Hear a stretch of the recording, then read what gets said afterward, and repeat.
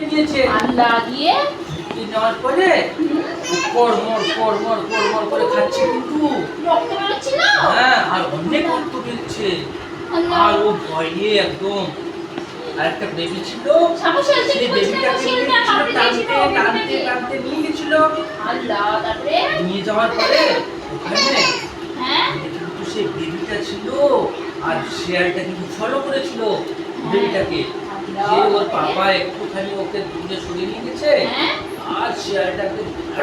পড়েছে পায়ের উপরে আর একদম পায়ের উপরে পুরো শেয়াল একদম টেনে নিয়ে চলে গেছে হ্যাঁ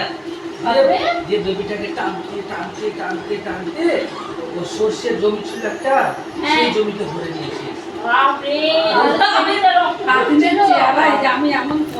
পাপা তখন দেখে নিয়েছে দেখে নেওয়ার পরে তখন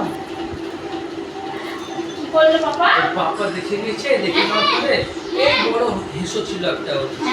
ঘাস কাটছিল ওই হেসোটা আর তুমি তখন ওই শিয়ালটাকে কাটি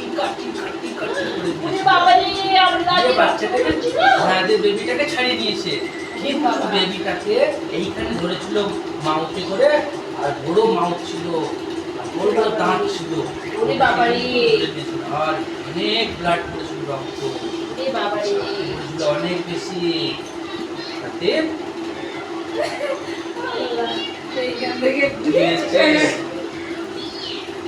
কি হয়েছে শেয়াল এত বড় শেয়াল